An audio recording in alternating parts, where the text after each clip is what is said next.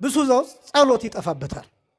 ምን ብዬ ነው የምጸልየው ቤተክርስቲያን ይላል። በተለይ የዚህ ዘመን ወጣት አንዱ የሚያስጨንቀው ይመጣና ቤተክርስቲያን በር ላይ ይቆማል።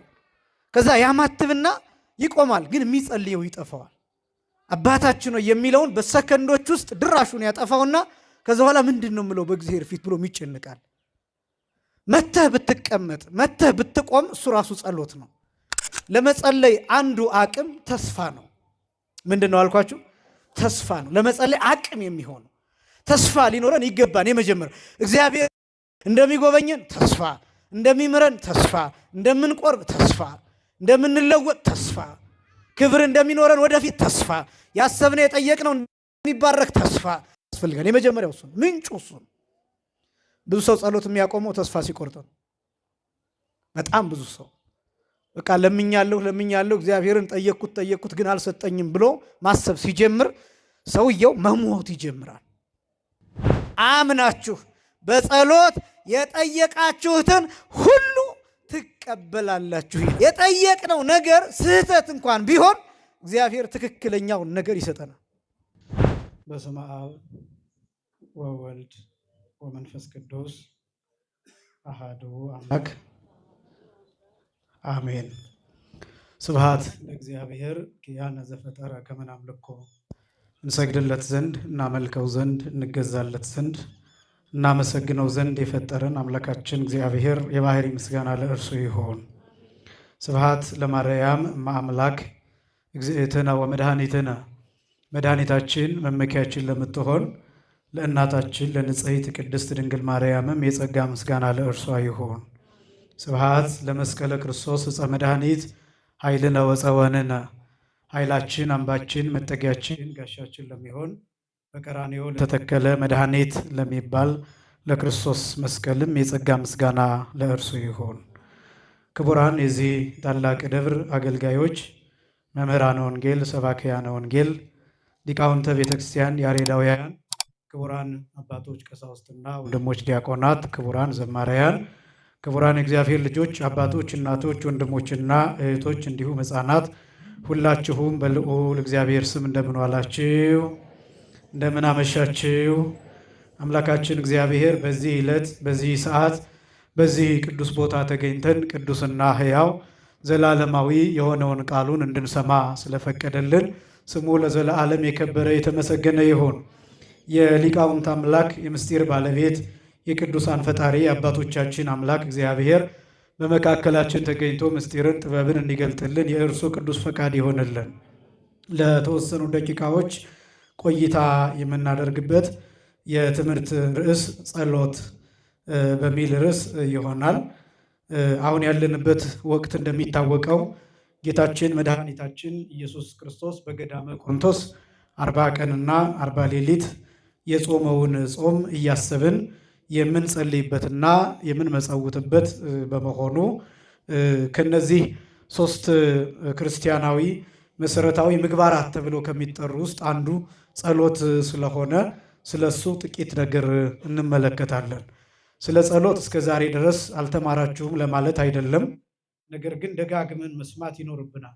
ጸሎት፣ ንስሐ፣ ምጽዋት፣ ጾም፣ እነዚህ ሌሎቹም ክርስቲያናዊ ምግባራት ተደጋግሞ መሰማት ይኖርባቸዋል፣ መደረግም ይኖርበታል።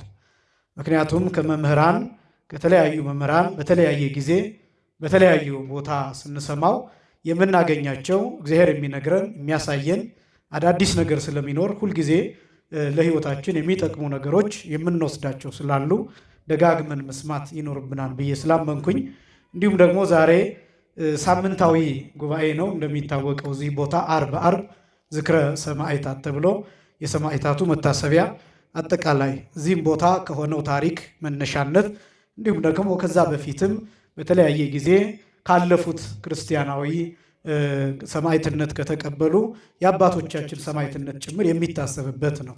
ይህም ብቻ ሳይሆን ዕለቱ ዓርብ ስለሆነ በመደበኛነት የጌታችን የመድኃኒታችን የኢየሱስ ክርስቶስ መከራ መስቀል የሚነገርበት የሚታሰብበት በመሆኑ አስቀድሞም ደግሞ የመሐረነ አብ ጸሎት ስለደረሰ ስለሚደርስም በየሳምንቱ ስለዚህ ጸሎት ምንድን ነው የሚል ነገር አንስተን ጥቂት ነጥቦችን እንመለከታለን። በድጋሚ እግዚአብሔር መንፈስ ቅዱስ ለሁላችንም ምስጢርን ጥበብን ይግለጥልን። ጸሎት የሚለው ሁልጊዜ እንደሚነገረው ፍትሐ ነገሥት እንዳስቀምጠልን አባቶቻችን እንደነገሩን ጸሎት እሰ ተናግሮ ምስለ እግዚአብሔር፣ ጸሎት ማለት ከእግዚአብሔር ጋር መነጋገር ነው ብሎ ነው የሚተረጉመው። ጸሎት ማለት ከማን ጋር መነጋገር? ከእግዚአብሔር ጋር መነጋገር ብሎ ይጀምራል። እንግዲህ ከእግዚአብሔር ጋር መነጋገር ሲባል በጣም ሰፊ እንደሆነ አውዱ የጸሎት አውድ በጣም ሰፊ እንደሆነ ከዚህ መረዳት ይቻላል። ከእግዚአብሔር ጋር በምን አይነት ሁኔታ ነው የምንነጋገረው? እንዴት ነው የምንነጋገረው? እንዴት ነው የምናናገረው? ምንድን ነው የምንነጋገረው? በምን ጉዳይ ነው? በየትኛው ሰዓት ነው? የት ቦታ ነው የሚለውን እሱን የምንገልጥበት ነው ጸሎት የሚለው ሰፊ ሀሳብ። ለምሳሌ አንድ ሀሳብ ላንሳላችሁ። መናገር የማይችሉ ሰዎች ይኖራሉ። መናገር ጭራሽ የማይችሉ ሰዎች ይኖራሉ። ወይም ደግሞ በተለምዶ ዱዳ የሆኑ እያለን የምንገልጣቸው ሰዎች ይኖራሉ። እነሱ ከእግዚአብሔር ጋር እንዴት መነጋገር ይችላሉ? አሁን ይህን የማነሳው የመጀመሪያው ጸሎትን ሰፋ አድርጋችሁ እንድታስቡት ነው። መነጋገር ማለት ከእግዚአብሔር ጋር መነጋገር ማለት ማውራት ብቻ አይደለም። ቃል ማውጣት ብቻ አይደለም።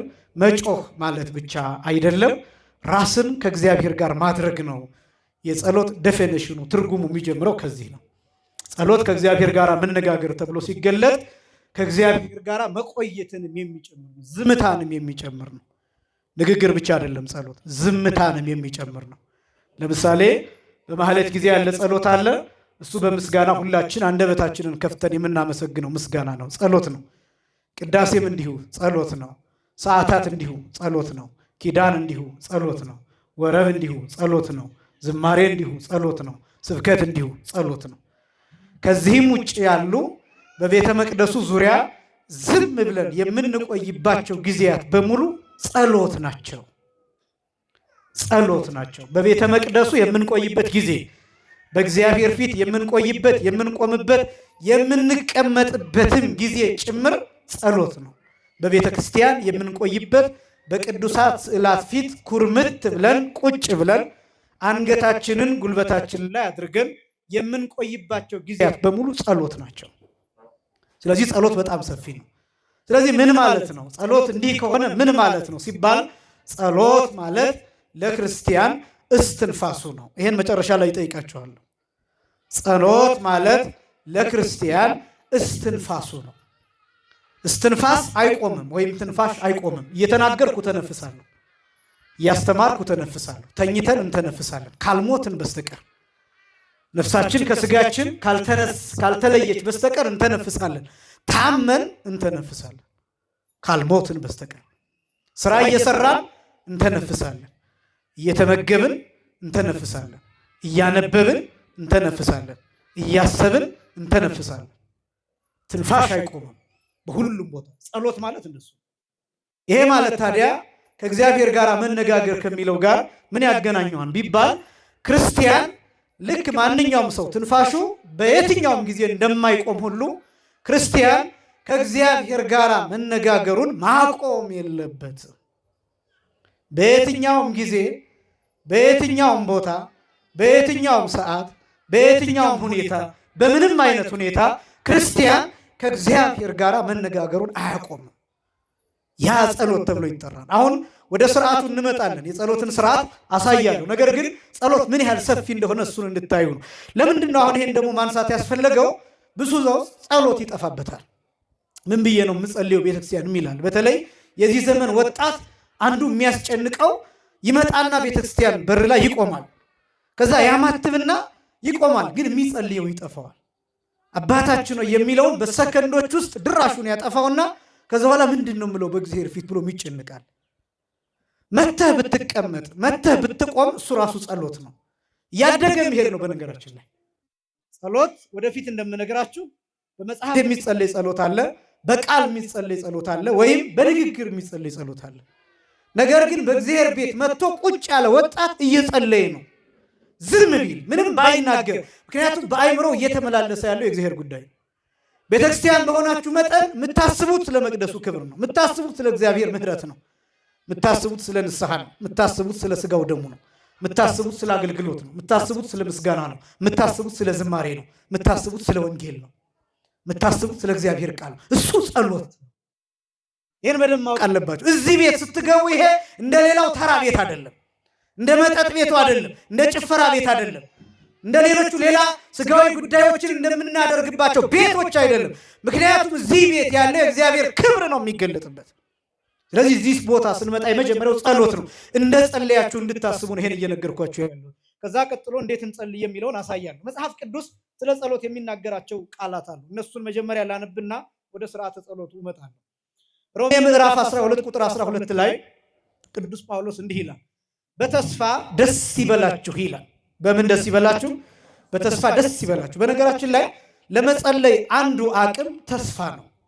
ምንድን ነው አልኳችሁ?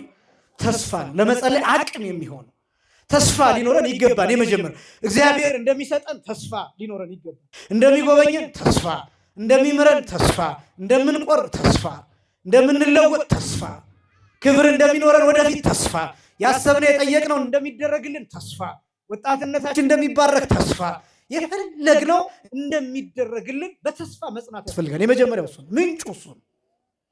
ብዙ ሰው ጸሎት የሚያቆመው ተስፋ ሲቆርጥ ነው። በጣም ብዙ ሰው በቃ ለምኛለሁ እግዚአብሔርን ጠየቅኩት ግን አልሰጠኝም ብሎ ማሰብ ሲጀምር ሰውየው መሞት ይጀምራል። ጸሎት ትንፋሽ ነው ብያችኋለሁ። ትንፋሽ ከኛ የራቀ በሄደ ቁጥር መሞት እንጀምራለን። ብሪዚንግ ሲስተማችን እየደከመ ሲሄድ ትንፋሽ የማውጣት ኢነርጂ ስናጣ እንሞታለን። ሞት የሚባለው እሱ ነው። ልክ እንደዛ ሁሉ አንድ ሰው መተንፈስ ሲያቆም ማለት መጸለይ ሲያቆም፣ ተስፋ ሲቆርጥ መሞት ይጀምራል። ከእግዚአብሔር ጋር መገናኘት ይተዋል። መነጋገር ይተዋል። ሕይወት ይቋረጣል። ስኬት ይቋረጣል። ስለዚህ ጸሎት የሚያቆም ሰው እየሞተ እንደሆነ እንዲያውም ቅዱስ ሳዊሮስ ዘእስሙናይን የሚባል ሊቅ አንድ ሰው በ24 ሰዓት ውስጥ 2 ጊዜ ካላመሰገነ ይላል። ስንት ጊዜ ካላመሰገነ? 2 ጊዜ ካላመሰገነ ቁጥሩ ከዲያብሎስ ነው የሚለው። ቁጥሩ ከሰይጣን ነው የሚለው። ለምን ቢባል ይላል ዲያብሎስ አመስግን ቢሉት አላመሰግንም ብሏልና ይሄ ሰው ለሌሊቱ ቢያንስ 1 ምስጋና ማታ፣ ለቀኑ ደግሞ 1 ምስጋና ጠዋት፣ እነዚህን 2 ምስጋናዎች ቢያንስ ማቅረብ ካልቻለ እንደ ዲያብሎስ አመስግን ሲሉት አላመሰግንም ያለ ሰው ነው ይላል። በእውነት ከዲያብሎስ ጋር ከመቆጠር እግዚአብሔር ሁላችንን የሚሰውረን። ስለዚህ 2 ጊዜ ቢያንስ ይላል። 7 የጸሎት ጊዜያት አሉ። ቢያንስ ግን 2 ጊዜ አንድ ሰው ጠዋትና ማታ ለጨለማው 1 ለብርሃኑ 1 ለነዚህ ምስጋናዎች እነዚህን ምክንያት በማድረግ ማቅረብ አለበት፣ ማመስገን አለበት። በቀን 2 ጊዜ ቢያንስ። ይህን የማያደርግ ሰው ተስፋው የሞተ ነው፣ በድን ነው፣ ሬሳ ነው። ክርስቲያንም አይደለም። ደግሞም ይህ ብቻም አይደለም። የሰይጣን ውጊያ ይጸናበታል። ሰይጣን ይጫወትበታል። አጋንንት ተሰብስበው ይመጡበታል። ርኩሳን መናፍስት ያሰቃዩታል፣ ያስጨንቁታል። ስለዚህ ሰው የእግዚአብሔርን ስም ቢያንስ በቀን 2 ጊዜ እየጠራ ማመስገን መጸለይ ያለበት። እንደዚህ ሲባል ዝም ብሎ የእግዚአብሔርን ስም እግዚአብሔር ብሎ መጥራት ብቻ አይደለም። ስራዬ ብሎ 1 ደቂቃ ሊሆን ይችላል፣ 2 ደቂቃ ሊሆን ይችላል፣ 5 ሊሆን ይችላል፣ እንደየአቅሙ 10 ከዛም በላይ ሊሆን ይችላል። ስራዬ ብሎ ግን በእግዚአብሔር ፊት የሚቆምባቸው 2 ጊዜያት መኖር አለባቸው። እነዚህ 2 ጊዜያት እንዳልኳችሁ እንደየአቅሙ በየደቂቃው ሊወሰኑ ይችላሉ፣ እንደየስራው ጠባይ፣ እንደየድካሙ።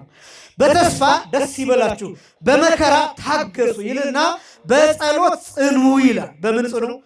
በጸሎት ጽኑ። ሮሜ ምዕራፍ 12 ቁጥር 12 ላይ፣ በሌላ ስፍራ ኤፌሶን ምዕራፍ 6 ቁጥር 18 ላይ እንዲህ ይላል፣ በጸሎትና በልመናም ሁሉ ዘወትር በመንፈስ ጸልዩ ይላል። ዘወትር ይላል። በመንፈስ ጸልዩ ማለት በልቡና ጸልዩ ማለት ነው። በተመስጦ ጸልዩ ማለት በሐሳብ ጸልዩ ማለት ነው። ይሄ ነው ከእግዚአብሔር ጋር መነጋገር የሚባለው። አንድ ሰው ለምሳሌ ጸሎቱን ረስቶ ቢወጣ፣ ከቤት ሳይጸልይ በተለያየ ምክንያት ተጣድፎ ቢወጣ መኪና ውስጥ ሆኖ መጸለይ ይችላል። መንገድ ላይ ሆኖ መጸለይ ይችላል። መስሪያ ቤት ውስጥ ሆኖ መጸለይ ይችላል።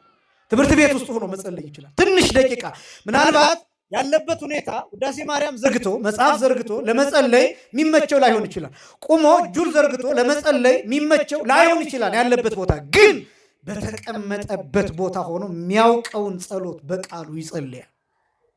ይህን ግን ማድረግ ይኖርበታል። ትዝ ባለው ሰዓት መኪና እያሽከረከር ጸሎትን እንደረሳ ትዝ ቢልህ ሰዓት ካለ ደቂቃ ካለ ዳር ይዘህ ጸሎትህን ጨርሰው። ያለዚያ ግን እየነዳህም ቢሆን አጭር ደቂቃ አባታችሁ ነው የሚለውን እየጸለይ መሄድ።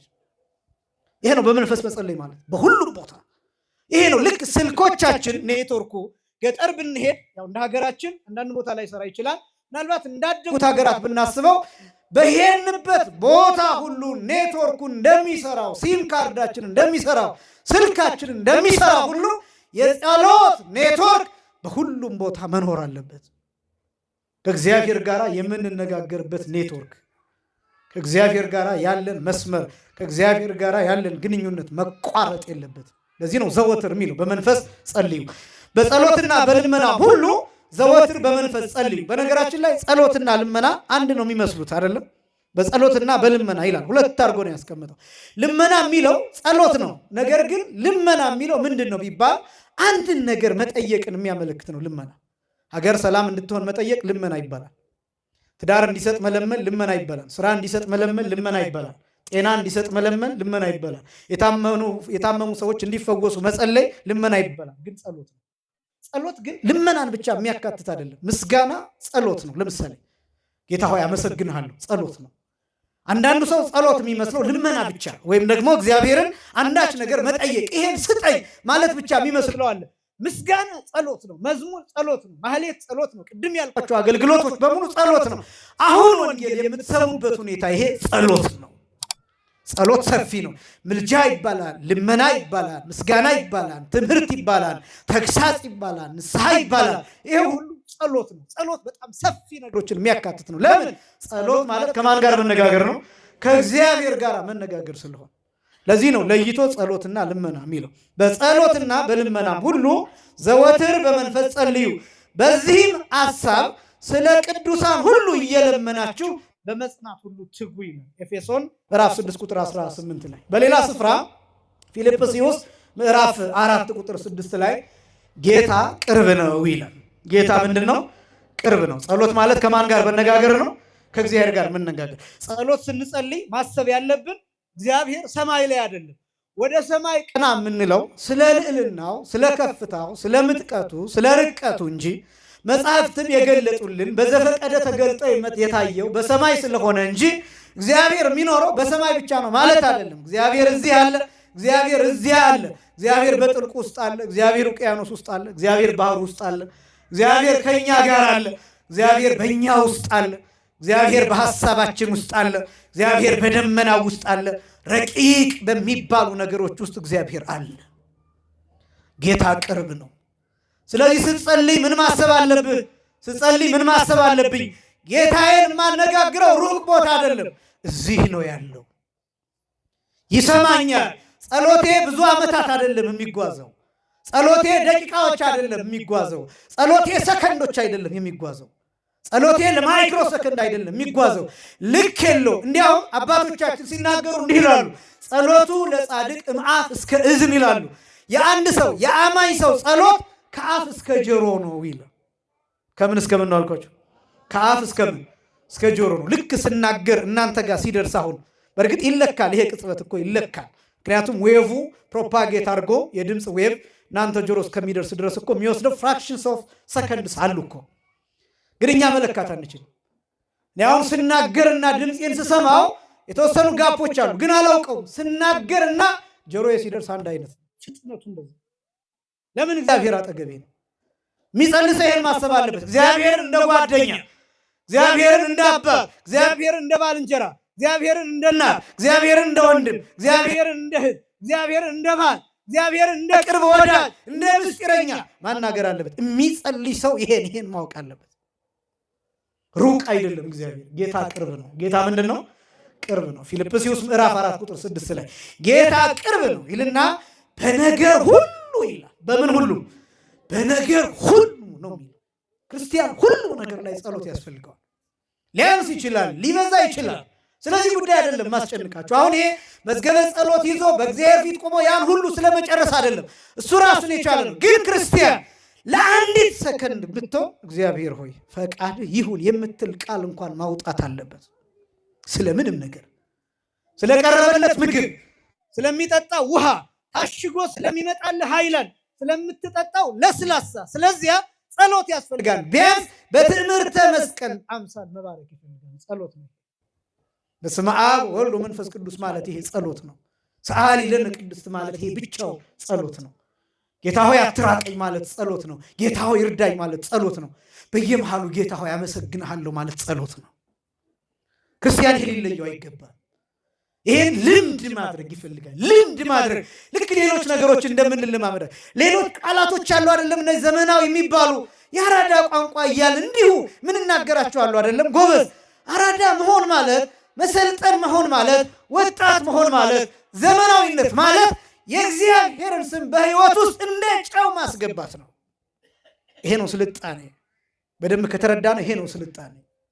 ስለዚህ በነገር ሁሉ ይላል ቅዱስ ጳውሎስ፣ በነገር ሁሉ በጸሎትና በምልጃ ከምስጋና ጋር ይላል። ከምን ጋር ለየው? አሁን ቅዱስ ጳውሎስ ጸሎት ይላል፣ ምልጃ ይላል፣ ምስጋና ይላል።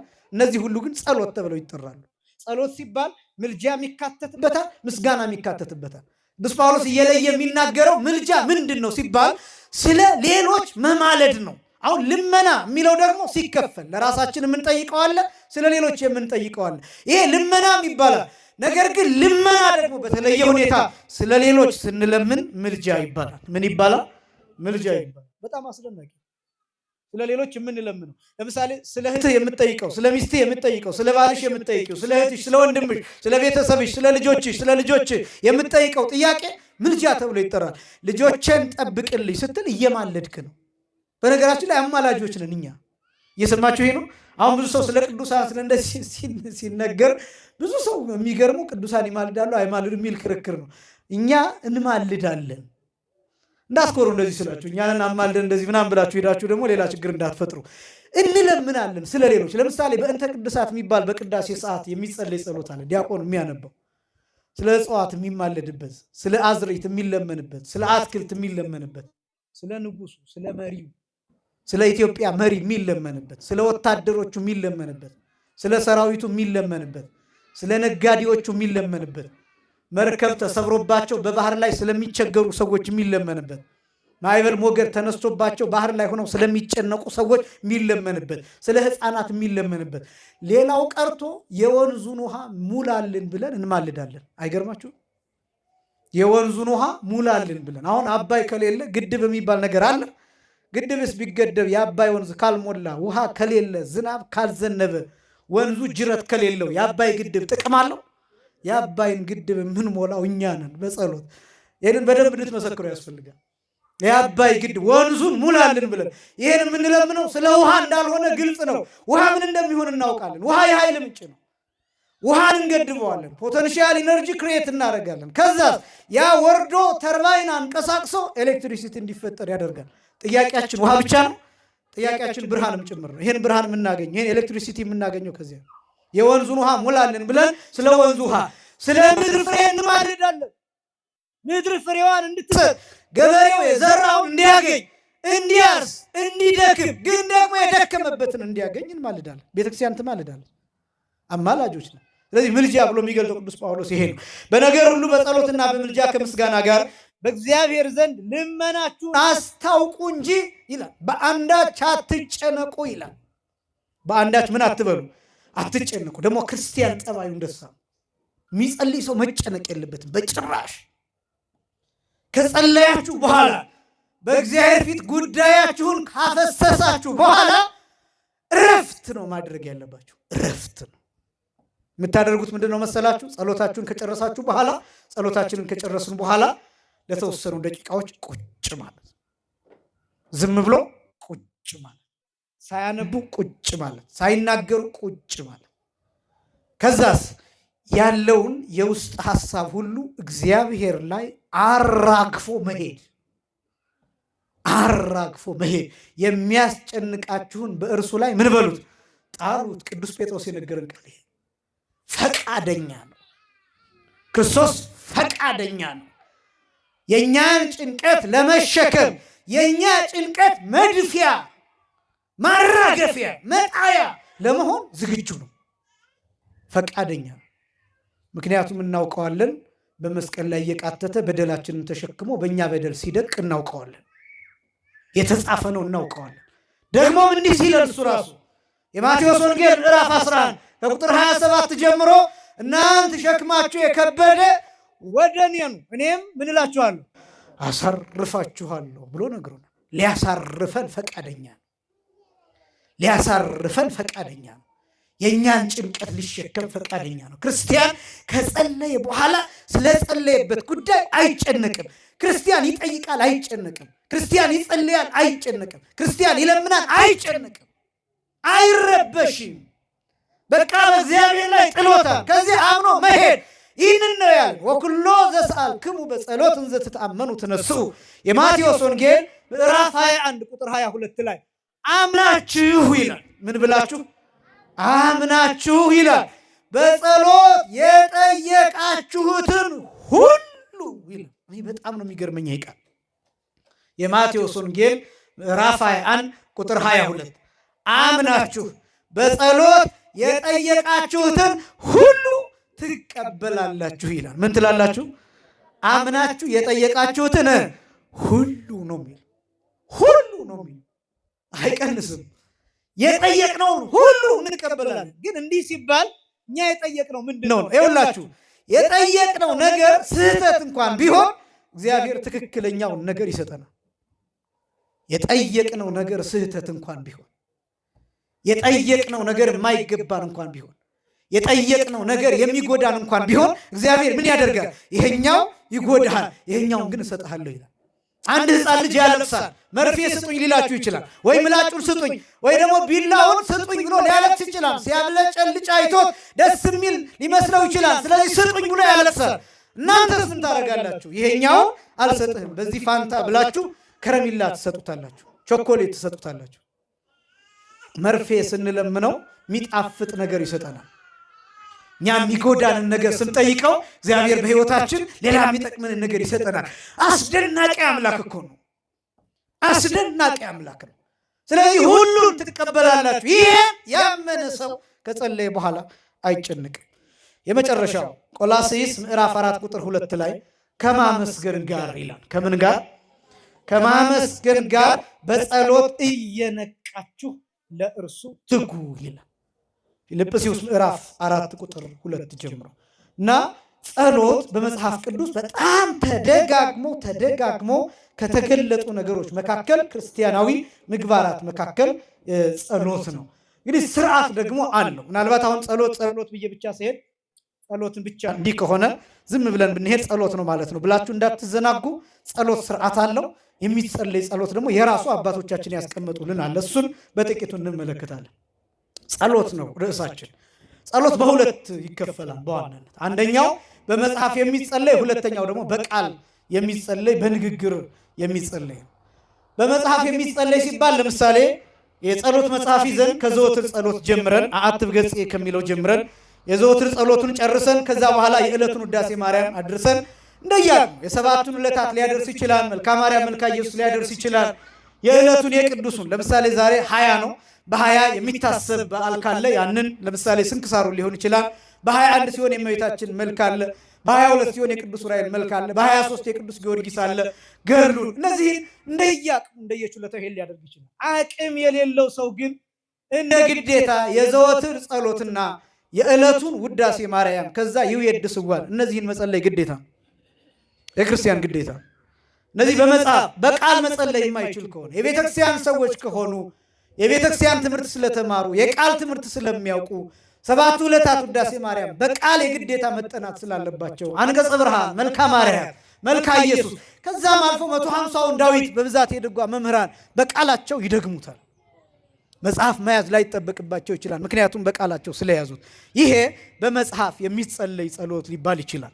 ምናልባት ግድፈት እንዳይገጥማቸው አንዳንዶቹ ዳዊቱንም ውዳሴ ማርያሙንም በመጽሐፍ ሊደግሙት ይችላሉ። ይሄ የመጽሐፍ ጸሎት ይባላል።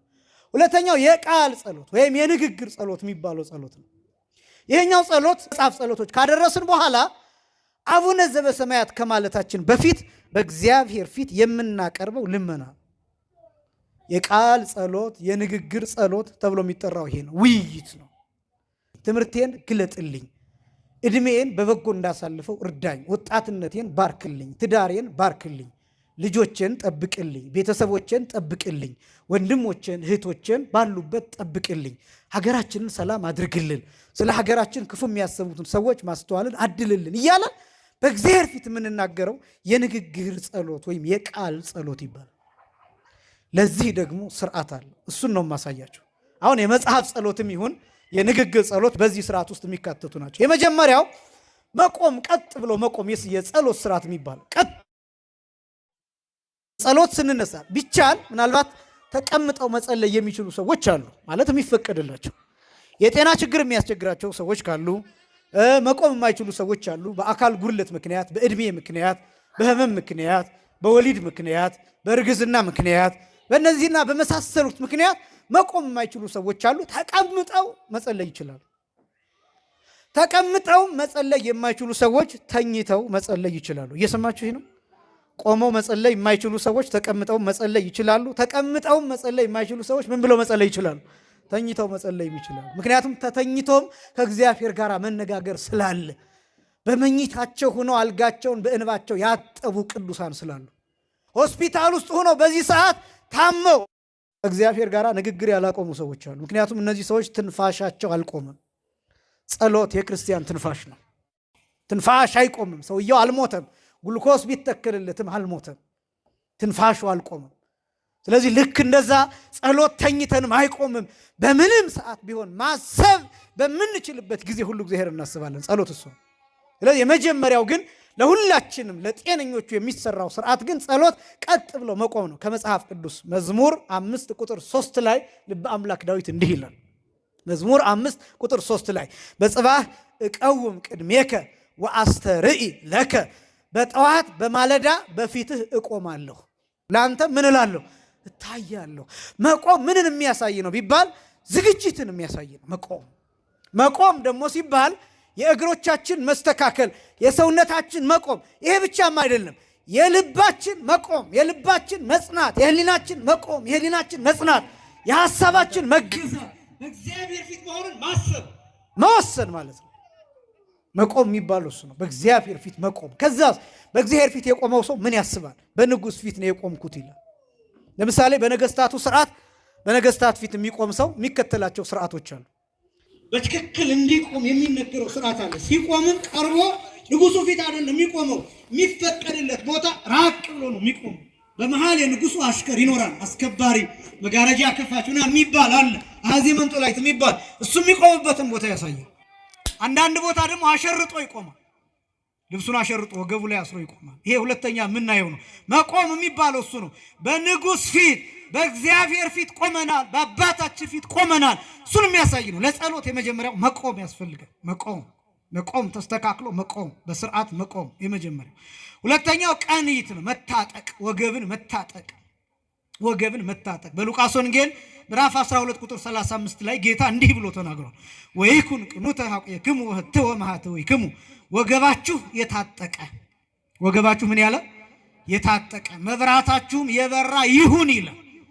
መታጠቅ ይገባል። ለምሳሌ አሁን በጥንቱ ስርዓት አሁንም በገዳማት ስንክሳር የሚያነብሰው፣ ሰዓታት ሲቆም ምንባባትን የሚያነብሰው፣ ንኢ ሲባል የመሳሰሉት ቦታዎች። ይሄ ብቻ ሳይሆን ከቅድስቱ ወደ ቤተ መቅደሱ ሲገባ ልብሱን እንደዚህ ወገቡ ላይ አስሮ ታጥቆ ነው የሚገባው።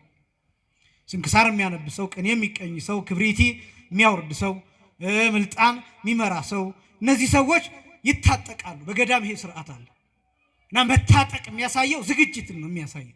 በገዳም ያሉ አባቶች እሱ ብቻ ሳይሆን ዘመናቸውን ሙሉ ጠፍር ታጥቀው ይኖራሉ። ያ ጠፍር በጣም ደረቅ ነው። ደረቅ ከመሆኑ የተነሳ ወገባቸውን እየሰመጠ እየሰረሰረ የሚያስጨንቃቸው እና የዓላማው ምንድነው? ለጸሎት የሚቀሰቅስ ለምሳሌ የቅዱስ ዮሐንስ መጥምቅ ታሪክ ታስታውሱ እንደሆነ ወቅናቱ ዘአዲም ይላል ወንጌል። መታጠቂያው ከጠፍር የተሰራ ነው ይላል። ደረቅ ነው እና ያ ደረቁ ሲተኛም አያወልቀው፣ ሲሄድም እንደታጠቀው፣ ሲቆምም እንደታጠቀው። ሄሮድስን ሲዘልፈው የሄሮድስን የፊልጶስን ሚስት ልታገባ አይገባም የወንድምን እያለ ሲገስጸው ጠፍር ታጥቆ ነው ይገስጸው የነበረው። በሄደበት ቦታ ሁሉ ወገቡ ላይ ጠፍራል። ይሄ ጠፍር ወገቡን ይሰነጥቀዋል፣ በየጊዜው ያስጨንቀዋል። በየጊዜው አባቶቻችን እንደዛ ናቸው በየገዳማቱ ያሉ። ስለዚህ መታጠቅ በጸሎት መታጠቅ ፍጹም የሆነ ዝግጅትን የሚያሳይ ነው። ቁርጠኝነትን የሚያሳይ ነው። ይሄስ ምንድነው ቢባል አለማቋረጥ። ለምሳሌ ለጸሎት የቆመው ሰው ስልኩ ቢጠራ ማቋረጥ የለበትም። ስሙ ቢጠራ ማቋረጥ የለበትም። ከአቅም በላይ የሆነ ነገር ካልገጠመው፣ ህመም ካልገጠመው፣ የሚጥል ነገር ካልገጠመው በስተቀር ማቋረጥ የለበትም። ጸሎት መስቀል ነው። ጸሎት ምንድነው አልኳችሁ? መስቀል ነው። ክርስቶስ 3 ሰዓት በመስቀል ቆይቷል። ወገቡን ታጥቋል። መስቀል ላይ በምንድነው የታጠቀው ቢባል ችንካር ታጥቋል። ይሄ ብቻ ሳይሆን ከመስቀሉ ጋር የሚያጣብቀው ሽቦ ከወገቡ ጋር ታስሮ፣ ያ ሽቦ ደግሞ እንደገና በችንካር ተቸንክሯል። ከልቡ ጋር፣ ከሆዱ ጋር፣ ከደረቱ ጋር። ያ ችንካር ደግሞ በደረቱ አልፎ ከመስቀሉ እንጨት ጋር አገናኝቶታል። መታጠቅ የሚባለው እሱ ነው። ስለዚህ ለጸሎት የሚቆም ሰው ይታጠቃል። ይህን ያሳያል። ፍጹም የሆነ ዝግጅትን፣ አለማቋረጥንና መሰጠትን፣ ቁርጠኝነትን የሚያሳይ ነው። ሶስተኛ መይጠገጽ መንገለ ምስራቅ፣ ፊትን ወደ ምስራቅ መመለስ። ይሄ ምንም አይነት ቦታ በሌለበት በምድረ በዳ ብትሆን ስዕል የታለ የምጸልይበት ብትል ምክንያት የለህም። ቤተክርስቲያን የለም ብትል ምክንያት የለህም። እነዚህ ሁሉ ምክንያት አይሆንም። ምንም ስዕልም ቤተክርስቲያንም በሌለበት ቦታ ብትሆን ፊትህን ወደ ምስራቅ አዙረህ ዓይንህን ደግሞ ወደ ሰማይ ቀና አድርገህ ጸልይ። ለምንድን ነው ወደ ምስራቅ ዞረን የምንጸልየው? ወደ ምስራቅ የምናየው ለምንድን ነው ቢባል ምስራቅ ማኅደረ እግዚአብሔር ተብሎ ነው የሚጠራው። የእግዚአብሔር ማደሪያ። የማን ማደሪያ? የእግዚአብሔር ማደሪያ ተብሎ ነው የሚገለጠው ምስራቅ። ሰማይ ዘመን ገለጽባህ ይላል ልበ አምላክ ዳዊት። ጌታችን መድኃኒታችን ኢየሱስ ክርስቶስ ሲያርግ ሐዋርያት ያዩት ወደ ምስራቅ እየተመለከቱት ነው ያረገው ጌታ። ወደ ሰማይ ሲሄድ በምስራቅ አቅጣጫ ነው ደመና የተቀበለችው። ይሄ ብቻ ሳይሆን እሱ ራሱ ሲያስተምር በማቴዎስ ወንጌል ምዕራፍ 24 ቁጥር 27 ላይ ከመእንተ መብረቅ ይላል፣ እንደ መብረቅ ብልጭታ ከምስራቅ ሲመጣ የሰው ልጅ ታዩታላችሁ። ከየት ሲመጣ? ከምስራቅ ሲመጣ። ከምስራቅ ነው የሚመጣው፣ የሚገለጠው ከዚያ ነው። ምስራቅ የፀሐይ መውጫ ነው። ምስራቅ የብርሃን መገኛ ነው። በዚህ ምክንያት ወደ ምስራቅ ዞሮ መጸለይ ይገባል። ስዕል ካለስ ወደ ቅዱሳት ስዕላቱ ዞሮ መጸለይ ይገባል። ስዕሉ የቅዱስ ጊዮርጊስም ይሁን የጌታችንም ይሁን የእመቤታችንም ይሁን የሥላሴም ይሁን የጻድቃን የሰማዕታት የቅድስት አርሴማም ይሁን የሌላውም ይሁን ስዕል ካለ አይኖቻችን ወደ ስዕሉ፣ ፊታችን ወደ ስዕሉ መዞር አለበት። ቤተክርስቲያን ካለስ ከየትኛውም አቅጣጫ ፊታችን ወዴት መሆን አለበት? ወደ ቤተክርስቲያን መሆን አለበት። ለምሳሌ አሁን እዚህ ማዕድ ባቀርብ የሁሉም ሰው እዚህም ያለው ፊቱ ወዴት ነው? ወደ ማዕዱ። የእናንተም ፊታችሁ ወዴት ነው? ወደ ማዕዱ። ቤተክርስቲያን በማዕድ ትመሰላለች። በምስራቅ በኩል ያለውም ፊቱ ወደ ቤተክርስቲያን፣ በምዕራብ ያለውም፣ በሰሜን ያለው፣ ወደ ደቡብ ያለውም ፊቱ ወደ ቤተክርስቲያን ይሆናል። ቤተክርስቲያን ካለ ፊታችን ወደ ቤተክርስቲያን መሆን አለበት። አንዳንዱ በጣም እንደው ራሱ እንደ ግብዝ የሚቆጥር ሰው ቤተክርስቲያን ራሱ ወደ ምስራቅ ዞሮ ጀርባውን ለቤተክርስቲያን ሰጥቶ የሚጸልይ ሰው አለ። ከእንዲህ አይነት ግብዝነት እግዚአብሔር ሁላችንን የሚጠብቀን። ስለዚህ ፊታችንን ወደ ምስራቅ ማዞር ስርዓት፣ የመጀመሪያው መቆም፣ ሁለተኛው መታጠቅ ወገብን። አሁን ይሄ ወገብን መታጠቅ ሲባል በእርግጥ አሁን እንደ ከተማው ስርዓት ግዴታ የሆነ ነገር ወገባችን ላይ እናስራለን ማለት አይደለም። ዝግጁነትን የሚያሳይ ነው ብለው መተርጉማኑ ተርጉመውታል። ሶስተኛ ፊታችን ወደ ምስራቅ ማዞር። አራተኛ አቲ በገጽ በትምህርተ መስቀል። እነዚህ አሁን ዝግጅቶቹ ናቸው። ዝግጅቶቹ የመጀመሪያው መቆም ነው። ሁለተኛው ደግሞ መታጠቅ ነው። ሶስተኛው ደግሞ ፊታችን ወደ ምስራቅ ማዞር ወይ ወደ ስዕሉ ወይ ወደ ቤተክርስቲያን ካዞርን በኋላ ቀጥሎ የሚሆነው አቲ በገጽ በትምህርተ መስቀል። እጃችንን በመስቀል ምልክት ካመለከትን በኋላ በአራቱ ማዕዘናት እናመለክታለን። ከዚህ ወደዚህ፣ ከዛ ወደዚህ፣ ከዛ ደግሞ ወደዚህ። አራቱ ማዕዘናት የሚያመለክቷቸው ብዙ ምስጢራት አሉ። ስናማትብ በስመ አብ ወወልድ ወመንፈስ ቅዱስ ብለን ልናማትብ እንችላለን። ወይም ደግሞ አአትብ ገጽ ወኩለንታዬ በትምህርተ መስቀል እያልን ልናማትብ እንችላለን። ወይም በእግዚአብሔር አብ ስም፣ በእግዚአብሔር ወልድ ስም፣ በእግዚአብሔር መንፈስ ቅዱስ ስም አንድ አምላክ እያልን ልናማትብ እንችላለን። ወይም ሃሌሉያ ለአብ፣ ሃሌሉያ ለወልድ፣ ሃሌሉያ ለመንፈስ ቅዱስ እያልን ልናማትብ እንችላለን። አሜን እያልን መጨረሻ። ይሄ የሚያሳየው በመስቀል ጠላታችን ዲያብሎስ ስለወደቀ ስለተሸነፈ ጠላታችንን ዲያብሎስ በቀኝም በግራም በፊትም በኋላ በምስራቅ በምዕራብ በሰሜን በደቡብ ያለውን ሰይጣን ሁሉ ማርገፍ ነው፣ መጣል፣ ጸጥ ማድረግ ነው። ዙሪያችንን ሰላም ማድረግ ነው። የጸሎታችንን ኢንቫይሮንመንት መስራት ነው። የጸሎታችንን አካባቢ መስራት ነው። ዙሪያችንን መስራት፣ የሚረብሸንን ማራቅ፣ የሚያስጨንቀንን ማራቅ፣ በየመሃሉ እየገባ ክፉ የሚያሳስበንን እሱን ማራቅ። ይሄን በጣም መስራት ነው። ማማተብ የሚባለው ይሄ ነው። ከዛ በኋላ ጸሎቱን ጀምረናል ማለት ነው። አራተኛው ይሄ ነው። መላ ሰውነትን በመስቀል ምልክት ማማተብ። ከዛ ጸሎቱን ከጀመርን በኋላ ፍትሐ ነገሥት አንቀጽ 14 ላይ አንብቦተ ቃላት በፍርሃት እነዚህ የምነግራችሁ ፍትሐ ነገሥት አንቀጽ 14 ላይ ሙሉ አለ። አንብቦተ ቃላት በፍርሃት ይላል። አንብቦተ ቃላት በፍርሃት ማለት የሚጸልይ ሰው የሚጸልየውን ቃል እያስተዋለ ከንፈር ማንቀሳቀስ ብቻ አይደለም፣ አፍ ማንቀሳቀስ ብቻ አይደለም፣ እያስተዋለ የሚናገረውን ነገር እየሰማው አባታችን ሆይ በሰማያት የምትኖር ስትሉ እየሰማችሁት መሆን አለበት። እናንተ ራሱ እየሰማችሁት መሆን አለበት። ሌላ ሰው እየሰማው አይደለም ምላችሁ፣ ህሊናችሁ እየሰማው። አሁን አንዳንዶቻችን እንጀምራለን እንጨርሳለን። በመሃል ምን እንደተባለ መድኃኒዓለም ብቻ የሚያውቅ ያማናውቅ። አባታችን ሆይ በሰማያት የምትኖር ስምህ ይቀደስ ኃይሉ ስብሐት ለዓለሙ አማት በለን የለም ምን እንደተባለ ዘለነው ይሁን በመሃል ሌላ ክፉ ቃል ተናግረን ይሁን አናውቀው።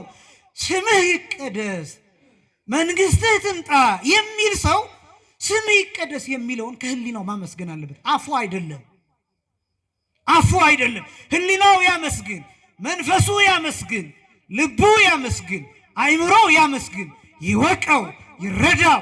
የማንን ስም እየጠራ እንደሆነ ይረዳ። የብዙዎቻችን ችግር ይሄ። መዝገበ ጸሎቱን እንከፍተዋለን፣ እንጀምራለን። 1 2 3 7 ቀራ።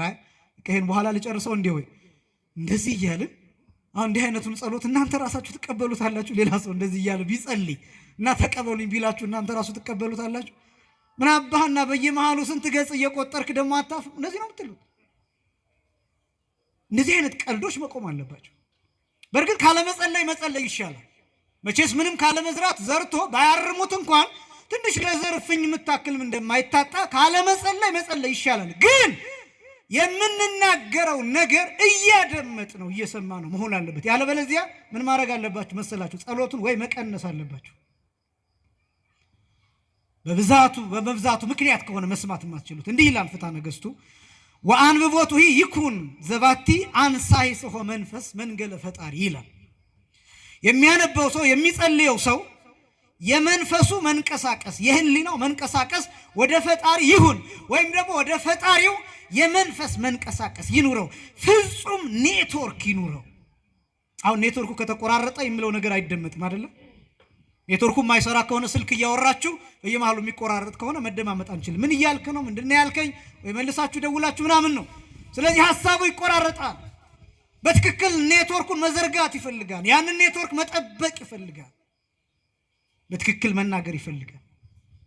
ጸሎት ከእግዚአብሔር ጋር መነጋገር ከሆነ ለምሳሌ አሁን አንዳንድ ሰው እያወራችሁት የማይሰማችሁ ሰው አለ። አዎ ሰምቻለሁ እንዲህ አይደል ያልከው ይልና አንዳንድ ጊዜ ያላላችሁትን ይላል። ከእግዚአብሔር ጋር እንዲህ አይነት ቀልድ መኖር የለበትም። በመሰረቱ ይሄ ተመስጦ የሚባለው በጸሎት ብቻ አይደለም፣ በንባብም ይሄ ሊኖር ይገባል። አንድ ሰው የሚያነብ ሰው ሌላ ነገር እያሰበ ከሆነ ገጹን እኮ ይዘልቀዋል። አይምሯችን በነገራችን ላይ ከባድ ነው። በአንድ ጊዜ ብዙ ነገር መስራት ይችላል። ብዙ ነገር መስራት ስለሚችል እያነበባችሁን ክፉ ማሰብ ትችላላችሁ፣ መልካም ማሰብ ትችላላችሁ። ግን እያነበባችሁ ሌላ ካሰባችሁ የምታነቡትን ነገር አትይዙት። ምን እንዳላችሁ ምን እንዳነበባችሁ አታውቁትም። ዕውቀት አይኖራችሁም። ባዶ ነው የምትሆኑት። ስለዚህ ጸሎት እሱ ነው። ወአንብቦቱ ይኩን ዘባቲ አንሳይ ሰው መንፈስ መንገለ ፈጣሪ። የሚጸልየው የሚያነበው ሰው ወደ ፈጣሪ የሚንቀሳቀስ ህሊና ይኖረው ይልና አው በህሊና ባሕቲቱ አው በልሳን ከመይት ህርጉም ለህሊና ይላል። የሚጸልየው በህሊና ሊሆን ይችላል፣ እየሰማው እያወቀው እየተረዳው። ዝም ብዬ ልጸልይ ይችላል። ዝም ብዬ እንዳልኳችሁ ዝምታም ጸሎት ነው ብያቸዋል። ያው ዝም ብዬ ሳልናገር በሐሳቤ እግዚአብሔር ይርዳኝ የቀና ብዬ ብቻ ልጸልይ ይችላል። ግን ይሄን የምለውን ህሊናዬ ሊያውቀው ይገባል። ይሄ ነው ለህሊና ትርጉም ሊኖር። አው በልሳን ከመይ ተርጉም ለህሊና። በአንደበት ከሆነስ እየተናገረ ከሆነስ ለህሊናው ይተርጉምለት ይላል። ለህሊናው ይተርጉምለት። የሚጸለይ ጸሎት እንደዛ መሆን አለበት እንጂ አሁን ይሄ መዝገበ ጸሎቱን ይዘን 150 ምናምን አለው መሰለኝ ጸሎት ያን ሁሉ ብንዘልቀው ካልሰማ ነው ካልተረዳ ነው ዋጋ የለው። መመላለስ ራሱ ይፈልጋል። መመላለስ ለምሳሌ አንድ ገጽ ሳይታወቃችሁ ሐሳባችሁ ወጣ ገባ እያለ ሳይታወቃችሁ አንዱን ገጽ ከዘለቃችሁት እንደገና ተመልሳችሁ ትዝ ከሚላችሁ ክፍል ጀምራችሁ መጨረስ አለባችሁ እያስተዋላችሁ። ለዚህ ደግሞ መድኃኒቱ ምንድነው? የምትናገሩትን ቃል እርግጥ እያደረጋችሁ። ለምሳሌ እኔ በጣም ይገርመኛል፣ የገጠር ልጅ ስለሆንኩኝ ገጠር አካባቢ በተለይ ሌሊት ለሰዓታት ለማህሌት ካህናቱ ሲሄዱ የሚጸልዩት ጸሎት አለ። ይገርመኛል። ያው እዛ በእግር ነው የሚሄደው፣ መኪና የለም፣ ሌሊት ነው የሚሄደው እና በመንገድ እየጸለዩ ነው የሚሄዱት ብዙዎቹ። ትምህርተ በዓቱ ሊሆን ይችላል የሚጸልዩት፣ ኪዳን ሊሆን ይችላል። በእንተ ትምህርተ በዓት ቅድመ ዘትነገርም ጵርስ ፎራ፣ ወደ ቀኝና ወደ ግራ እየዞሩ ያሉት ጊዜ ራሱ ጨለማውን የሚገላምጡት ነው የሚመስለኝ። በጣም ነው የሚደንቀው ሲናገሩት። ወደ ቤተክርስቲያን ሲገቡ ልክ ከውስጥ ሲገቡ ሰላም ለኪ ቅድስት ቤተክርስቲያን እያሉ ሲገቡ የድምፃቸው ግርማ፣ የቃሉ አወጣጥ ኃይል እንደ እሳት ነበልባል እየተምዘገዘገ ነው የሚወጣው። እንደ ሰይፍ ነው የሚወረወረው።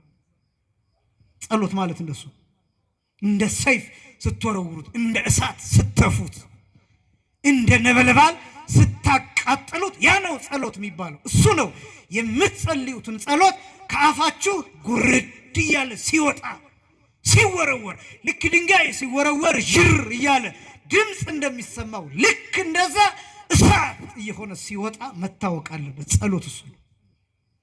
ጸሎት እሱ ነው። አንብቦተ ቃላት በፍርሃት ማለት ይሄ ነው። ስትናገሩት እየታወቃችሁ እየተረዳችሁ። ከዛ አስተብርኮ ሰጊድ ስድስተኛ። አስተብርኮ ማለት መንበርከክ ማለት ነው። ሰጊድ ማለት መስገድ ማለት ነው። ስግደት በሶስት ይከፈላል። የመጀመሪያው መውደቅ ይባላል። ሁለተኛው መንበርከክ ይባላል። ሶስተኛው አርንኖ ይባላል። አርንኖ የሚባለው እንደዚህ ወገብ ጎንበስ አንገት ቀለስ ማድረግ፣ ይሄ አርንኖ ተብሎ ይጠራል። አርንኖ አርስቲክሙ ቅድመ እግዚአብሔር አምላክ ነው የሚለው ዲያቆኑ። አምላካችን በእግዚአብሔር ፊት ራሳችሁን ዘንበል ዝቅ አድርጉ የሚባለው እሱ አርንኖ ይባላል። አስተብርኮ ደግሞ የሚባለው እጅና ጉልበት ብቻ መሬት የሚነኩበት እሱ አስተብርኮ ተብሎ ይጠራል። ወይም ደግሞ ጉልበት ብቻ መሬት የሚነካበት አስተብርኮ መንበርከክ ይባላል። ስግደት የሚባለው ግን መውደቅ ነው። ሶስት አካሎቻችን መሬት ይነካሉ። አንደኛው ግንባር፣ ሁለተኛው እጅ፣ ሶስተኛው ጉልበት። ይሄ ሰጊድ ይባላል። እነዚህ ጸሎቶች የቃል ጸሎቶችን ይፈልጋሉ። ምናልባት አንዳንድ ሰው አቅም ያለው ሰው ተንበርክኮ የዕለቱን ውዳሴ ማርያም ሊጸልየው ይችላል። ግድ አይደለም። አቅም ያለው ሰው የእመቤታችን ፍቅር በጣም የበዛለትና አቅም ያለው ሰው ያን ሊያደርግ ይችላል። ከዛ ውጭ ግን አባታችን ነው ሲል ሊንበረከክ ይችላል። ለምሳሌ ስግደት ከሆነ ግን በቃል የሚባል ጸሎት መሆን አለበት። ምክንያቱም እየሰገድን ልናነብ ስለማንችል። ስለዚህ እግዚኦ መሐረነ ክርስቶስ ሊሆን ይችላል፣ ኤሎሄ ሊሆን ይችላል፣ ስማና አምላክነ ሊሆን ይችላል፣ ኪርያላይሶን ሊሆን ይችላል። እነዚህን ቃላት እየተናገረን እየሰገድን እንደየአቅሙ 40 ሊሆን ይችላል፣ 50 100 ሊሆን ይችላል። በማንኛውም ጊዜ ክፉ ሐሳብ ሊያሸንፈን በመጣ ጊዜ እየሰገድን ልንጸልይ እንችላለን። ራሱ ስግደት ብቻውን ጸሎት። ስለዚህ ስድስተኛ ደረጃ የተቀመጠው አስተብርኮ ሰጊድ፣ አድንኖ አስተብርኮ ሰጊድ። እነዚህ አጠቃላይ ስድስተኛ የተቀመጡ ናቸው። ሰባተኛ አንስኦተ አእዳው፣ እጅን መዘርጋት። ምናልባት በጸሎት መጽሐፍ የሚጸልዩ ጸሎች አንድ እጃቸውን ሊዘረጉ ይችላሉ። በቃል የሚጸልዩ ሰዎች ደግሞ ሁለት እጃቸውን ሊዘረጉ ይችላሉ። የተንበረከኩ ሰዎች ሁለት እጃቸውን ሊዘረጉ ይችላሉ። በቃላቸው የሚጸልዩ ሰዎች ግን ተንበርክከውም ይሁን ቆመው ይሁን እጃቸውን ሊዘረጉ ይችላሉ። ይህንንም አሁን መጽሐፍ ቅዱስ ነው የሚነግረን። ጌታችን መድኃኒታችን ኢየሱስ ክርስቶስ ለዚህኛው ለአስተብርኮና ለሰጊድ ማስረጃ የማቴዎስ ወንጌል ምዕራፍ 26 ቁጥር 39 ላይ፣ የሉቃስ ወንጌል ምዕራፍ 22 ከቁጥር 40 ጀምሮ ጌታ ይጸልይ የነበረው እየተንበረከከና እየሰገደ ነበር ይጸልይ የነበረው። የጌታ ጸሎት ይሄ አርአያነት፣ ምሳሌነት ተብሎ ይገለጣል። አብነትነት፣ መምህርነት ተብሎ ይገለጣል። ስለዚህ ጸሎት ይሄ ይፈልጋል። ማስረጃው የማቴዎስ ወንጌል ምዕራፍ 26 ቁጥር 39 ላይ። እጅን መዘርጋት ደግሞ ቅዱስ ጳውሎስ እንዲህ ብሎ ለጢሞቴዎስ ነግሮታል። አንደኛ ጢሞቴዎስ ምዕራፍ 2 ቁጥር 8 ላይ እንግዲህ ወንዶች በስፍራ ሁሉ አለቁጣና አለክፉ ሐሳብ የተቀደሱትን እጆች እያነሱ ይላል። የተቀደሱትን እጆች ምን እያሉ እያነሱ እንዲጸልዩ እፈቅዳለሁ ይላል። አንደኛ ጢሞቴዎስ ምዕራፍ 2 ቁጥር 8። ወንዶች ሲል ለወንዶች ብቻ ነው የተፈቀደው ማለት አይደለም። እንደምታውቁት አትግደል የሚለው ለማን የተሰራ? ለወንድ ነው የሚመስለው አይደለም። አትግደል የሚል ስለሌለ አትግደል የሚለው ለወንድ እና ልትገሉ ነው እናንተ አትግደል የሚለው ለወንድ ነው ተብሎ ሴቶች ይግደሉ። አሁን እንደዛ ይመስለኛል እኮ ይሄ በሴቴነት በፌሚኒዝም ሰበብ አሁን መጥተው ሊገሉን ሁሉ የተሰለፉ በጣም ብዙ አሉ። እግዚአብሔር ይጠብቀን እንጂ እና አትግደል የሚለው ሕግ ለወንድም ለሴትም አንዳንዶቹ እኛን ሁሉ ያካትት የሚሉ ተነስተዋል። አሁን መጽሐፍ ቅዱስ እኛን ሁሉ አይመለከትም። ለምን? አትግደል፣ አትስረቅ፣ አታመንዝር ብለው ለወንድ ነውና እኛ ምን አገባን? አትግደይ፣ አታመንዝሪ፣ ትግደይ የሚል የለም የሚሉ ሰዎች ተነስተው አይታችሁ እንደሆነ አሉ አንዳንድ እንደዚህ አይነት ለምን በሴት አንቀጽ አይጠራ ምናምን ብለው ሌሎችን በወንድ ለምን ይጠራን ሁልጊዜ ተብሎ የሚነሱ ክርክሮች አሉና ለወንድ የታዘዘው በወንድ የታዘዘ ሁሉ ለሴቶችም የታዘዘ መሆኑን ልብ ይሏል። ስምንተኛ እየጨረስኩ ነው። አንቃይደው አዕይንት አይኖቻችንን ቀና ማድረግ ወደ ሰማይ። አስቀድሜ እንደገለጥኩት ለምሳሌ አባታችን ሆይ በየት የምትኖር በሰማያት የምትኖር ስንል ሰማይን እናያለን፣ ቀና እንላለን። ስለ ምጥቀቱ አልኳችሁ፣ ስለ ርቀቱ አልኳችሁ፣ ስለ ልዕልናው አልኳችሁ፣ ስለ ከፍታው ሩቅ ምጡቅ ስለመሆኑ ስለዚያ እንጂ እግዚአብሔር የሚኖረው በሰማይ ብቻ ነው ማለት አይደለም። አይኖቻችንን ቀና የምናደርገው ረዳታችን ከእርሱ ከእግዚአብሔር ዘንድ እንዲመጣ መለመናችን ነው። ይህንንም ራሱ ጌታችን መድኃኒታችን ኢየሱስ ክርስቶስ ቀና ብሎ ጸልዮ አሳይቶናል። ወአንቃኢደወ አዕይንቲሁ ሰማይ፣ ወደ ሰማይ አይኖቹን ቀና አደረገ። የማቴዎስ ወንጌል ምዕራፍ 14 ቁጥር 19 ላይ፣ የዮሐንስ ወንጌል ምዕራፍ 14 ቁጥር 41 ላይ፣ የዮሐንስ ወንጌል አሁንም ምዕራፍ 17 ከቁጥር 1 ጀምሮ ወደ ሰማይ አይኖቹን ቀና አድርጎ ክርስቶስ ጸልዮአል። ስለዚህ ስምንተኛው አይኖቻችንን ወደ ሰማይ ቀና እያደረግን በየትኛውም ቦታ ሆነን ወደ ሰማይ ቀና አድርገን የምንጸልይበት ነው። ቤተ መቅደስ ከሆነ ግን ወደ ቤተ ክርስቲያን። ዘጠነኛ ዘቢጠ እንግድአ፣ ደረትን መድቃት፣ ደረትን መምታት። ይሄኛው ደግሞ ራስን ተጠያቂ የማድረግ ምልክት ነው። እኔ በድያለሁ። ደረት ላይ ሳምባ አለ፣ ደረት ላይ ልብ አለ። በዚህ በልቤ ክፉ አስቤ አንተን በድያለሁ፣ አስቤ ኃጢአት ሰርቻለሁ፣ አስቤ ቂም ይዣለሁ፣ አስቤ በቀል አስቤያለሁ። ስለዚህ ማረኝ፣ ይቅር በለኝ እያልን የጥፋተኝነት ስሜት እየተሰማን ደረታችንን እየደቃን እየመታን፣ በገዳም ያሉ አባቶች በበረሃ ያሉ አባቶች ማንም ሳያቸው በድንጋይ ራሳቸውን ይመታሉ፣ ልባቸውን ይመታሉ፣ ደረታቸውን ይመታሉ፣ ራሳቸውን ይገርፋሉ። የክርስቶስን መከራ ያስቡበታል። በመጽሐፍ ቅዱስ የሉቃስ ወንጌል ምዕራፍ 18 ቁጥር 14 ላይ ቀራጩ ይጸልይ የነበረው አንገቱን ደፍቶ ደረቱን እየደቃ ነበር። ወጎድአ እንግዳሁ ወይየደልሆኒ ርአይ ንሆ ለሰማይ፣ ቀና ብዬ ሰማዩን ስፋት መጠን አይዘን አይገባኝም ብሎ አንገቱን ደፍቶ ደረቱን ይመታ ነበር ይላል የሉቃስ ወንጌል ምዕራፍ 18 ቁጥር 14 ላይ። የሉቃስ ወንጌል ምዕራፍ 23 ቁጥር 27 ላይ ደግሞ ብትመለከቱ ጌታችን በሚሰቀልበት መከራ በሚቀበልበት ጊዜ ይከተሉት የነበሩት ሴቶች ደረታቸውን እየደቁ እየመቱ እኔን ያሉ ያለቅሱ ነበር። እና ደረትን መድቃት የክርስቶስን መከራ የመካፈል ምሳሌ ነው። ችንካሩን የመካፈል ምሳሌ ነው። ደሙን የማየት መከራውን የመረዳት መከራውን የማወቅ ምሳሌ ነው። ስለዚህ በጸሎት ጊዜ ዘጠነኛ ደረትን መድቃት ይፈልጋል። የመጨረሻው ማልቀስ ይላል ፍትሐ ነገሥቱ። ማልቀስ ይላል። በምትጸልዩበት ጊዜ ግን በቅንፍ ምን አስቀምጧል? ለዘይት ካህሎ ይላል፣ ለሚቻለው ይላል። አንዳንድ ሰው ንባብ የማይወጣው ሰው አለ፣ ጭራሽ ድርቅ ያለ ሰው አለ።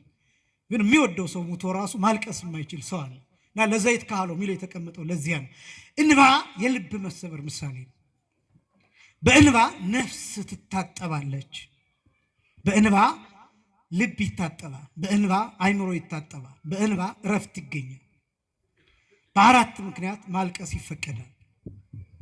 አንደኛው የራስን ኃጢአት አስቦ ማልቀስ፣ ሁለተኛው የባልንጀራን ኃጢአት አስቦ ማልቀስ፣ ሶስተኛ የሰማዕታትን ግፍ መከራ አስቦ ማልቀስ፣ አራተኛ የጌታን ሞት መከራ አስቦ ማልቀስ። በእነዚህ በአራት ነገሮች ብቻ ማልቀስ ለክርስቲያን ይፈቀዳል። የሚወደው ሰው ቢሞት ማልቀስ የሚችለው 3 ጊዜ ብቻ ነው መጽሐፈ ግንዘቱ የሚያስቀምጠው። አንደኛ ነፍስ ከስጋ ስትለይ ያለቅሳል። ሁለተኛ ሬሳ ከቤት ሲሸኝ ሲወጣ ያለቅሳል። ሶስተኛ አካሉ ስጋው ሬሳው ወደ መቃብር ሲወርድ ያለቅሳል። ከዚህ ወዲያ ክርስቲያን አያለቅስ የፈለገ የሚወደው ሰው ቢሆን። ከዚህ ውጭ ግን ያለማቋረጥ ማልቀስ የሚፈቀድባቸው እነዚህ አራቱ ናቸው። የራስን ኃጢአት አስቦ ማልቀስ ማለት ንስሐ ነው። ንስሐ ነው። በድያለሁ ይቅር በለኝ ንስሐ ነው። አንተ እንዲሆነልኝ እኔ ግን ማልመለስ ከንቱ ነኝ ብሎ ማልቀስ። አንተ መስቀል ተሸክመህ ወድቀህ እኔ ግን ሁልጊዜ በኃጢአት ወድቃለሁ ብሎ ማልቀስ። አንተ በችንካር ተቸንክርሃል እኔ ግን በኃጢአት ተቸንክሬያለሁ ብሎ ማልቀስ። አንተ በጅራፍ ተገርፈሃል እኔ ግን ሁልጊዜ ኃጢአት ይገርፈኛል። አንተ በፈቃድ ተገርፈሃል እኔ ግን ተገድጄ ሰይጣን ይገርፈኛል ብሎ ማልቀስ። አንተ ስለኔ ደምተሃል፣ አንተ ስለኔ ደምህን አፍስሰሃል፣ እኔ ግን በስጋዬ ፈቃድ በስጋዬ ፍላጎት ምክንያት ሁልጊዜ ራሴን ለሰይጣን አሳልፌ ሰጥቻለሁ ብሎ ማልቀስ። አንተ ተገርፈ ሰይጣንን አሸንፈሃል፣ እኔ ግን ይህን ማሰብ አቅቶኝ ሰይጣን ጥሎኛል ብሎ ማልቀስ። የራስን ኃጢአት አስቦ ማልቀስ። ሁለተኛው የባልንጀራን ኃጢአት፣ የጓደኛን ኃጢአት፣ የወንድምን ኃጢአት አስቦ ማልቀስ። ብዙ የሚለቀስላቸው ሰዎች አሉ በዚህ ጊዜ ብዙ። አሁን እነዚህ ስለ ቤተክርስቲያን የሚናገሩ ሰዎች ሚዲያ ላይ እየወጡ ቤተክርስቲያኑን 24 ሰዓት የሚያሟት ሰዎች አሉ አይደለም? ለነሱ አልቅሱላቸው። ለነዚህ ያልተለቀሰ ለማን ይለቀሳል? በዚህ ቤተክርስቲያን ከብረው ያለፉ፣ እቺ ቤተክርስቲያን የሾመቻቸው የሸለመቻቸው ታዋቂ ያደረገቻቸው የቤተክርስቲያኒቷን ምስጢር ያወቁ፣ አሁን ግን እንደ ሕፃን የሆኑ አገኘን ብለው የቤተክርስቲያኒቷን ምስጢር ሜዳ ላይ እየዘረገፉ የሚስቁ የሚሳለቁ፣ በቤተክርስቲያኒቷ በኩል የውጭውን እድል ሌላውን እድል የሀብቱን እድል ጥሩ መኪና ጥሩ ቤት አግኝተው በዓለምም ላይ ጥሩ ቦታ ጥሩ ስፍራ አግኝተው መልሰው ግን ቤተክርስቲያኒቷን የሚወጓት ቢያንስ ዝም ቢሉ እንኳን ምላለ ለነዚህ ያልተለቀሰ ለማን ይለቀሳል? እንኳን ለቤተክርስቲያን እንኳን ለማህበር እንኳን ለዚህ ሁሉ በሚሊዮን ለሚቆጠር ህዝብ ይቅርና ከጓደኛ ጋር ስትጣላ እንኳን በፊት የነበረውን ምስጢር አታውጣበት። ጓደኞች እያላችሁ ያወራችሁትን ምስጢር አትናገርበት፣ ጠብቀው። ይህን የምታደርግ ከሆነ አንተ ሰይጣን ነህ። ይህን የምታደርግ ከሆነ አንተ ከዲያብሎስ ወገን ነህ። አንተ ከእግዚአብሔር ወገን አይደለም። ፍቅር እያለ የሰማኸውን ምስጢር ስትጣላ ጉድህን ዘረግፈዋለሁ እያል ይህንን እንደ ትልቅ ነገር የምታወራ ከሆነ እሱ አይደለም ችግር ያለበት አንተ ነህ። የአንተ ኃጢአት ይብሳል። እንኳን የሚሊየን የሚቆጠር ህዝብን በአንድ ላይ መስደብ። እነዚህ ሰዎች ይለቀስላቸዋል። አልቅሱላቸው። በእውነት ለጸሎት ስትቆሙ ማስተዋሉን ስጣቸው እያላችሁ ጸልዩላቸው። አብደዋል። ክፉ መንፈስ አድሮባቸዋል። ያሰቃያቸዋል ቅናት፣ ያሰቃያቸዋል ምቀኝነት፣ ያሰቃያቸዋል በቀል። አይምሯቸው ጨለማ ነው። ለነዚህ ይለቀሳል። የባልንጀራን ኃጢአት አስቦ ማልቀስ። ሶስተኛው የሰማዕታትን ግፍ የሰማዕታትን መከራ አስቦ ማልቀስ። በብሉይ ኪዳን ከአቤል ጀምሮ እስከ ካህኑ ዘካርያስ ድረስ የተገደሉትን፣ በአዲስ ኪዳን ከቅዱስ እስጢፋኖስ ጀምሮ እስካሁን ድረስ አንገታቸው እየተቀነጠሰ በመቅደሱ ደጃፍ ስለሚገደሉት ሰዎች ማልቀስ ይገባል። የሰማዕታትን ግፍ አስቦ ማልቀስ ፌስቡክ ላይ መጻፍ ብቻ አይደለም፣ ሌላ ቦታ መጻፍ ብቻ አይደለም። አልቅሱ። መጸለይ ስለተገደሉት ሕፃናት፣ ወላጅ ስላጡት ሕፃናት፣ ስለሚሳደዱት ሕፃናት፣ ስለሚፈናቀሉት ሰዎች፣ አጠቃላይ ስለሚገፉት ክርስቲያኖች ስለነሱ አስቦ ማልቀስ ይፈቀዳል። እንባን ማፍሰስ። የሚያለቅስ ሰው ግን አለ። ወሬ ለማድመቅ ብሎ የሚጽፍ ሰው ሊኖር ይችላል። የሆነ ቦታ ክሬዲት ለማግኘት ብሎ የሚጽፍ ሰው ሊኖር ይችላል። የሆነ ለኮንተንት ብሎ የሚናገር ሰው ሊኖር ይችላል። ግን የሚያለቅስ ሰው አለ ቤቱን ዘግቶ። በስዕላቱ ፊት ሕፃናት እኮ ተገደሉ፣ ጌታ ሆይ እስከ መቼ ነው ደማችንን ማታየው ብሎ ግን የሚያለቅስ ሰው አለ። እንደዚህ የሚያደርግ ሰው ካለ በእውነት በረከቱ ይደርብን በሁላችንም ላይ። የሰማዕታትን ግፍ አስቦ ማልቀስ ይገባል። ሶስተኛ የመጨረሻው የጌታን መከራ አስቦ ሁልጊዜም ክርስቲያን እንደሱ ነው ማሰብ። አሁን ይኸውላችሁ የክርስቶስን መከራ ማሰባችን ክርስቶስ የከፈለልንን ውለታ እንመልሰዋለን ማለታችን አይደለም። ግን ምንድን ነው መሰላችሁ ነጥቡ? የክርስቶስን መከራ አስበን ባለቀስን ቁጥር እንዴት እንደተገኘን የገባን ሰዎች ነን ማለት ነው። እንዴት እንደመጣን የደም ልጆች መሆናችን፣ የመስቀል ልጆች መሆናችን፣ የመከራ ልጆች መሆናችን፣ በግርፋት የተገኘን፣ በደማ ጀርባ የተገኘን፣ በደም የተሸፈነ አካል በዚህ የተገኘን መሆናችንን የሚያሳየን ጸሎት የሚባለው እነዚህን አራቱን እያሰብን በመጨረሻ ማልቀስ ነው። ማንኛውም ጸሎት እነዚህ ነገሮች ሊኖሩት ይገባል። በተለይም ደግሞ በዚህ በአብይ ጾም አብዝተን ከእግዚአብሔር ጋር መገናኘት የሚገባ ነው ወቅት ነውና፣ ስለዚህም ጉዳይ ማስተማር ያስፈልገኝ ለዛ ነው። ሁላችንም ለጸሎት እንድንተጋ መንፈስ ቅዱስ እንዲቀሰቅሰን የእሱ ፈቃዱ ይሆንልን።